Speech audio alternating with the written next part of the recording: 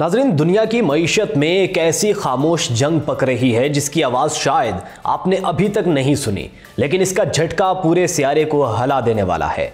America और बरतानिया की ताकत के ऐवानों में खतरे की घंटियां बज चुकी हैं, क्योंकि बीजिंग एक ऐसे मालियाती हथियार के साथ मैदान में उतरा है जिसे दुनिया ने आज तक देखा ही नहीं। सरमायाकारी के नाम पर चीन ने वो दरवाजे खोल दिए हैं जहां दाखिले की इजाज़त सिर्फ करीबी इत्तेहादियों को मिलती थी। खुफिया एजेंसियों के हसास डेटा से लेकर टेक्नोलॉजी की शाहरत तक सब कुछ अब बराह रास्त बीजिंग की मुट्ठी में बंद होने लगा है। यह कहानी सिर्फ मईशत की नहीं, ताकत के नए आलमी नक्शे की है। आप देख रहे हैं 92 न्यूज़ डिजिटल और मैं हूं अहमद चौधरी। व्यूवर्स, ऐसा मालियाती निज़ाम जो दुनिया ने कभी नहीं देखा। अमेरिका और बरतानिया जैसे ममालिक में चीन सैकड़ों अरब डॉलर खर्च कर रहा है। 2018 से अमेरिका अपने हरीफों को हसास सेक्टर्स में खरीदारी से रोकने के लिए अपने कवानीन को मजीद सख्त कर रहा है।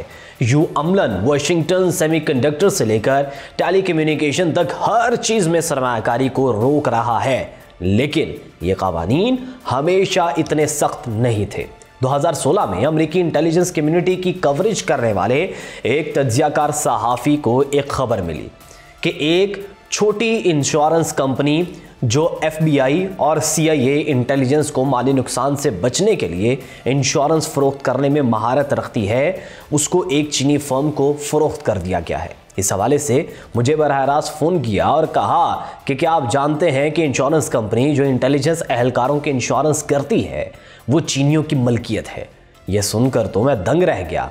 उन्होंने कहा कि सन 2015 में इंश्योरेंस कंपनी राइट USA को फोसन ग्रुप ने खामोशी से खरीद लिया था। ये एक निजी कंपनी है जिसके बारे में ख्याल किया जाता है कि इसका चीनी क़यादत से बहुत गहरा ताल्लुक है।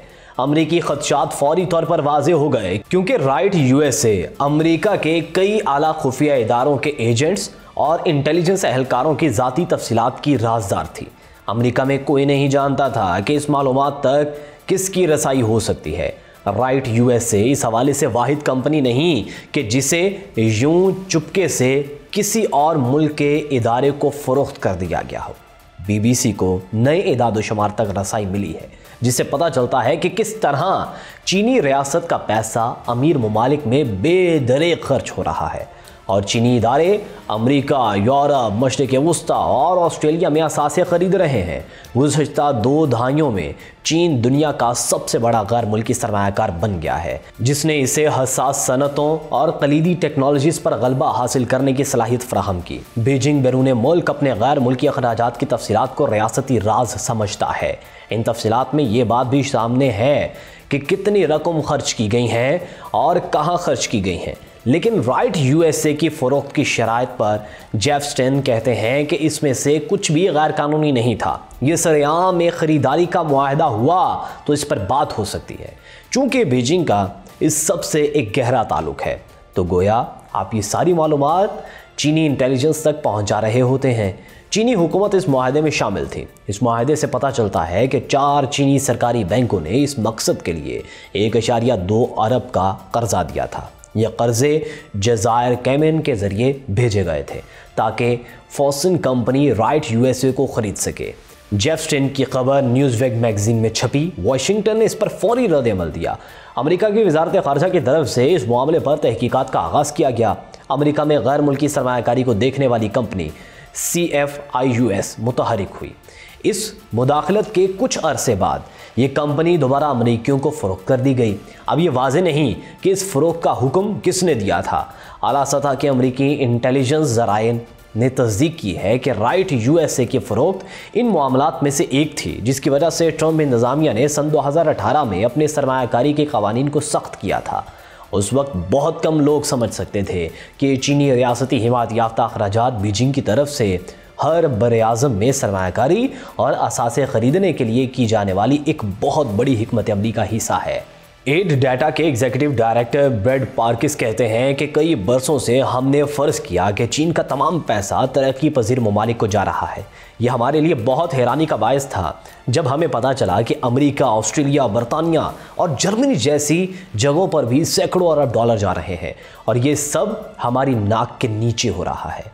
एड डाटा वर्जीनिया में वाक़ एक तहकीकी लेबॉर्ट्री है जो इस बात का पता लगाने में महारत रखती है कि हुकूमतें अपनी सरहदों से बाहर अपना पैसा कैसे खर्च करती हैं। ये विलियम एंड मैरी में कायम है जो अमेरिका की कदीम तरीन यूनिवर्सिटियों में से एक है और इसे दुनिया भर की हुकूमतों और खैराती इदारों से फंडिंग मिलती है। पिछले 12 साल से एड डाटा की चीन पर बड़ी तवज्जो रही है। 120 मुहक्किकीन की तरफ से की गई 4 बरस की तहकीक से दुनिया भर में चीन की तमाम रियासती हिमायत याफ्ता सरमायाकारी का हिसाब लगाने की ये पहली इस तरह की कोशिश थी। ग्रुप का पूरा डेटा सेट ओपन सोर्स पर दस्तियाब है। एड डाटा की अहम दरियाफ्त के मुताबिक 2000 से बीजिंग ने तरक्की पजीर और अमीर ममालिक के दरमियान तकरीबन मसावी तकसीम के साथ अपनी सरहदों से बाहर 2.1 खरब डॉलर खर्च किए हैं। यूनिवर्सिटी ऑफ कैलिफोर्निया में चाइना सेंटर के डायरेक्टर विक्टर शी का कहना है कि चीन का एक ऐसा मालियाती निज़ाम है जिसे दुनिया के कभी नहीं देखा। उनके मुताबिक चीन के पास दुनिया का सबसे बड़ा बैंकिंग सिस्टम है जो कि अमेरिका, यूरोप और जापान से बड़ा है। सरमायाकारी का ये हुजूम रियासती बैंकों पर बीजिंग की कंट्रोल के हिसाब से इसे मुनफरिद सलाहियतें फराहम करता है। विक्टर शी का कहना है कि हुकूमत शेरा सूद की कंट्रोल करती है। ये सिर्फ इंतहाई सख्त सरमाए के कंट्रोल से मुमकिन है जो कोई और मुल्क इतनी पायदार बुनियादों पर नहीं कर सकता। ऐसा लगता है कि दौलतमंद मईशतों में कुछ सरमायाकारी सेहतमंद मुनाफे की गर्ज से की गई जबकि कुछ सरमायाकारी बीजिंग की स्ट्रेटेजिक मकासद के हुसूल के ऐन मुताबिक की गई। ये 10 बरस कबल चीनी हुकूमत की तरफ से बनाई गई मेड इन चाइना 2025 पॉलिसी कहलाती है। चीनी हुकाम ने इस साल तक 10 जदीद सनतों जैसे रोबोटिक्स, इलेक्ट्रॉनिक गाड़ियां और सेमीकंडक्टर्स पर गलबा हासिल करने के लिए एक वाज़ेह मंसूबे का खाका पेश किया। बीजिंग बैरून मुल्क बड़ी सरमायाकारी करना चाहता था ताकि कलीदी टेक्नोलॉजीज़ को चीन में वापस लाया जा सके। इस मंसूबे पर आलमी ख़तरे की वजह से चीन ने अवामी सतह पर इसका जिक्र तर्क कर दिया, मगर विक्टर शी का कहना है कि रहनुमा हिकमत अमली के तौर पर यह मंसूबा अभी भी अपनी जगह पर मौजूद है। उनका कहना है कि हर तरह के मंसूबे अभी भी शाया किए जा रहे हैं जिसमें एक मसनूई ज़हानत का मंसूबा और एक स्मार्ट फ्यूचरिंग प्लान शामिल है। ताहम तमाम मंसूबों का सरदार 15वां 5 साला मंसूबा है। गुज़िश्ता माह कम्युनिस्ट पार्टी के एक अहम इजलास में चीन के रहनुमाओं ने 2030 तक आला सतह की साइंसी और तकनीकी खुद निसारी और ख़ुद को बेहतर बनाने को तेज़ करने का हदफ मुकर्रर किया। एड डाटा का नया डाटाबेस बैरून मुल्क रियासती हिमायत याफ्ता अखराजात पर रोशनी डालता है जो 2015 में हदफ बनाए गए 10 शोबों से मुताबिकत रखता है। अमेरिका, बरतानिया और बहुत सी दूसरी बड़ी मईशतों ने अपने सरमायाकारी की स्क्रीनिंग के तरीक़ाकार को सख्त कर दिया। अब ऐसा लगता है कि हर मुल्क इंश्योरेंस कंपनियों जैसे राइट यूएसए की फ़रोख्त वाले मुआहदे के बाद से गैर महफूज हो गया। एड डाटा के ब्रेड पार्क्स का कहना है कि दौलतमंद ममालिक को पहले तो ये एहसास नहीं था कि हर मुल्क में चीनी सरमायाकारी बीजिंग की बड़ी हिकमत अमली का हिस्सा है।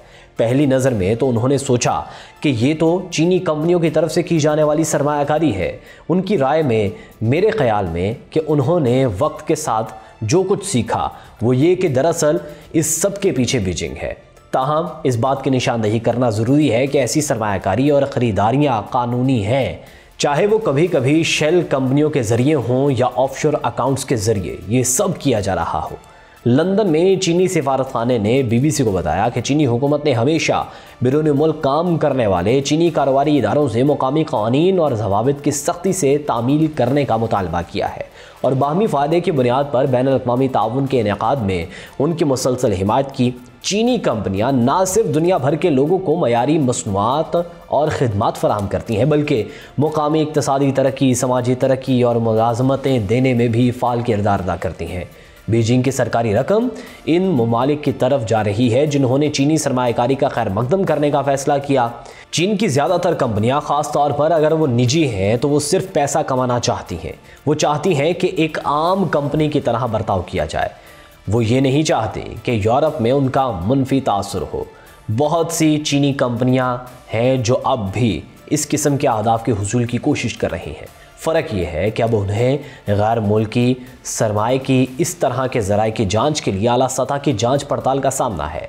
लिहाजा चीन अब आगे बढ़ रहा है। चीन किसी की पैरकारी नहीं कर रहा, ये लीडर है, ये सरमायाकारी की फ़ज़ा कायम करता है। मगर मैं जिस चीज़ की तवक्को कर रहा हूँ वो ये है कि बहुत से G7 ममालिक बैक फुट पर फ्रंट फुट पर जाने वाले हैं। वो दिफा से जारहाना हिकमत अमली की तरफ बढ़ रहे हैं। व्यूवर्स, ये जंग तोपों से नहीं, टैंकों से नहीं, बल्कि सरमाए, डाटा और खुफिया टेक्नोलॉजी से लड़ी जा रही है। और इस जंग में जिसने मालूमात की रग पकड़ ली, वो ही कल दुनिया की तकदीर लिखेगा। असल सवाल ये है कि दुनिया की ताकत का अगला मालिक कौन होगा। आज की व्लॉग से इतना ही। मुझे दीजिए इजाज़त। अल्लाह निगहबान।